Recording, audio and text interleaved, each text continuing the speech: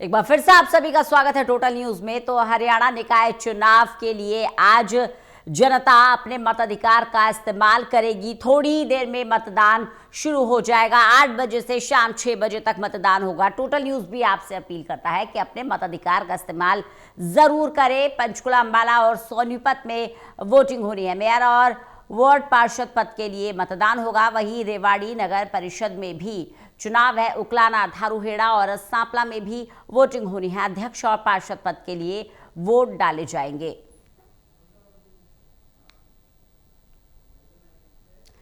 Doctor Mahesh Kumar हमारे साथ, हमारे एसोसिएट एडिटर जुड़ गए हैं ज्यादा जानकारी के साथ। महेश, जैसा कि अभी हम चर्चा कर रहे थे कि अब भाईचारे का चुनाव नहीं रह गया है, एसी कमरों में बैठकर लड़े जाने का चुनाव नहीं रह गया है। श्याम बाटला ने भी बेहद महत्वपूर्ण बिंदु यहां पर ऐड किया, भ्रष्टाचार का मुद्दा।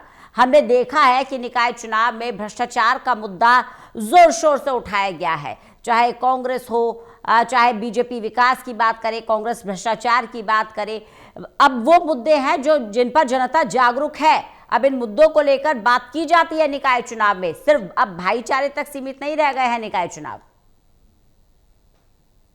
इस बात से तो इनकार नहीं किया जा सकता कि भ्रष्टाचार इन निकाय चुनावों में सबसे बड़ा मुद्दा और सबसे बड़ी परेशानी जनता की उभर कर आती है, क्योंकि भ्रष्टाचार का सीधा सामना तमाम वोटर्स को करना पड़ता है। अपनी छोटी छोटी ज़रूरतों के लिए नगर पालिका तक जाना पड़ता है, नगर निगम तक जाना पड़ता है, लेकिन जिस तरीके का, चाहे प्रॉपर्टी ID को लेकर, फैमिली ID को लेकर, बहुत तरह की परेशानियों का सामना लोगों को करना पड़ा। सफाई व्यवस्था को लेकर, सीवरेज को लेकर, बेहतर सड़कों की उम्मीद को लेकर, स्ट्रीट लाइटनिंग को लेकर, बहुत सारी ऐसी परेशानियां जो कि नगर निगम, नगर पालिका के लोग दूर कर सकते थे, लेकिन वो दूर नहीं की गई। वजह सबसे ज्यादा भ्रष्टाचार। तो यही सबसे बड़ी परेशानी जनता की है। लेकिन जनता की उससे बड़ी परेशानी भी है कि अगर नगर पालिका की बात की जाए, नगर निगमों की बात की जाए, तो आम वोटर इस बात को समझता है कि अगर सरकार का सहयोग और समर्थन नहीं मिलेगा तो फिर आपका मेयर, आपका चेयरमैन किसी काम का नहीं है, क्योंकि आर्थिक सहायता की जरूरत नगर पालिकाओं को पड़ती है, नगर निगमों को पड़ती है। जब तक सरकार की आर्थिक सहायता, बड़ा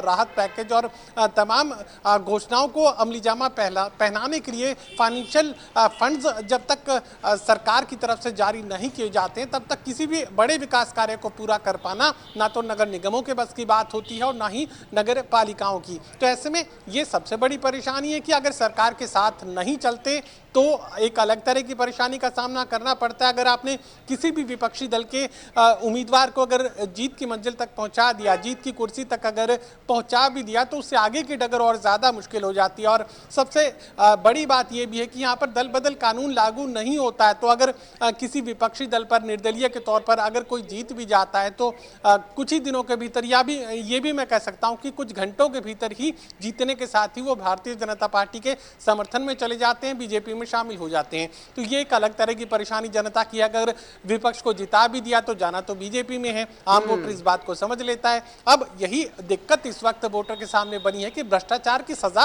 अगर किसी को देना भी चाहें तो कैसे दें। अगर सत्ताधारी दल ने उसे अपना उम्मीदवार बना दिया तो अब क्या करें। तो ये अलग तरह की परेशानी इस वक्त वोटर्स के सामने खड़ी है। फिलहाल चूंकि सरकार का कार्यकाल काफी बचा हुआ है इस वक्त, तो ऐसे में यहाँ लोगों को भारतीय जनता पार्टी की बात सुनने की मजबूरी भी सामने खड़ी है। तो ऐसे में ये कहा जा सकता है कि परेशानियां तो हैं, लेकिन फिलहाल समाधान दूर तक नजर नहीं आ रहा। मुख्यमंत्री चुनाव प्रचार के लिए पहुंचे तो जरूर, लेकिन वायदे भी किए। अब कितने वायदे पूरे होंगे ये देखने वाली बात होगी।